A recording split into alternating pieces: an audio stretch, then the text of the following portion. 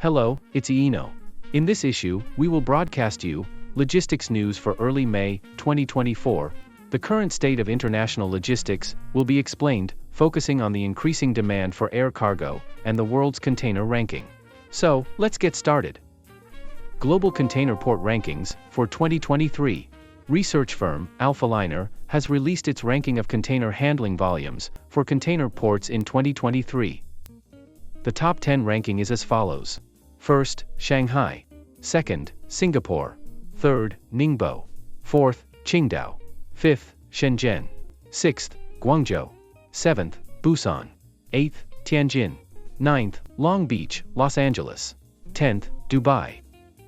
Hong Kong dropped out of the top 10 and down to 11th place, with Dubai's Jebel Ali port entering the top 10. Of the top 10, 6 ports are ranked in China, indicating that China's presence remains significant. The port of Shanghai, which has held the top spot for 14 years, has been increasing its handling volume, growing 4% from the previous year to 49.15 million TEU, approaching 50 million TEU. It is also more than 10 million TEU ahead of second-place Singapore. Of note outside of the top 10 is the port of Mundra, India. It ranked 23rd with an 11% increase over the previous year, making it India's largest container port. Also, Vietnam's Khai Mep port ranked 30th, and together with Ho Chi Minh port, which ranked 20th, the combined total of 14 million TEU shows Vietnam's emergence as a production center in Southeast Asia. Meanwhile, the U.S. port of New York, New Jersey, which landed in 21st place, saw the largest decline among the top 30, with 7.81 million TEU, down 18% from the previous year. The port of Savannah also dropped 16%, disappearing from the top 30, likely due to the effects of high prices in the U.S. Global air cargo demand rises for third consecutive month. Global air cargo volume increased 11% year-on-year in March, marking the third consecutive month of growth since January, according to Ocean Air Cargo Market Analysis, XANITA.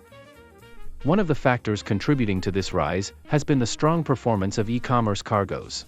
It is also being supported by the shift of many vessels to routes via the Cape of Good Hope due to social problems in the Red Sea, which has resulted in a 2-week increase in voyage days compared to normal Suez Canal operations and a switch to air transportation.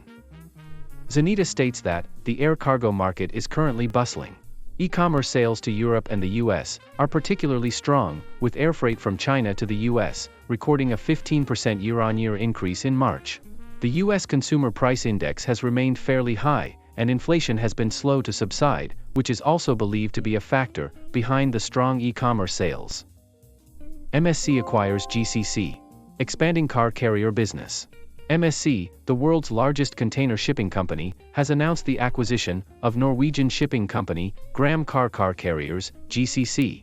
The acquisition by MSC is worth approximately $700 million, and the company intends to further expand its car carrier business by purchasing GCC's car carriers.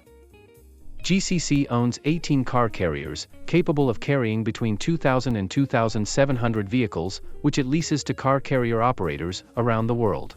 After the acquisition of GCC, MSC will continue to operate under the GCC brand.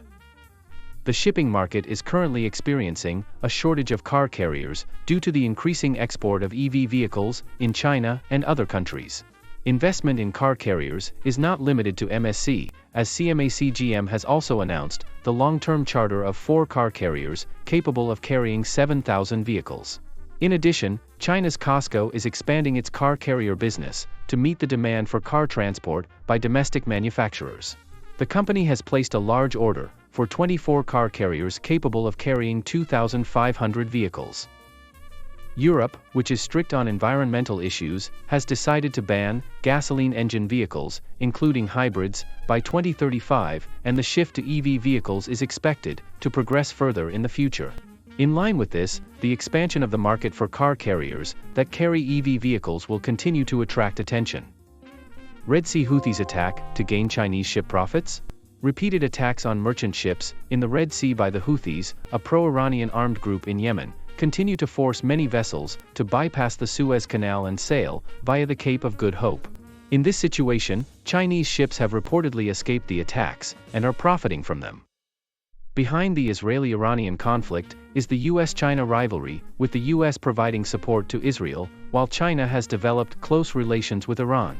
Thus, in the Red Sea, merchant ships of so-called Western countries are the targets of attacks, while Chinese ships are spared from attacks and can operate in the Suez Canal. According to disclosed information, from mid-October of last year to mid-March of this year, the number of Chinese vessels returning to China through the Suez Canal increased by 73% compared to the previous 6 months.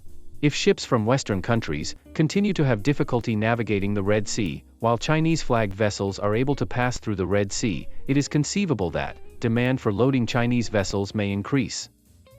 As we reported in another news item, demand for air transportation is increasing due to the avoidance of shipments that require longer voyages by operating via the Cape of Good Hope.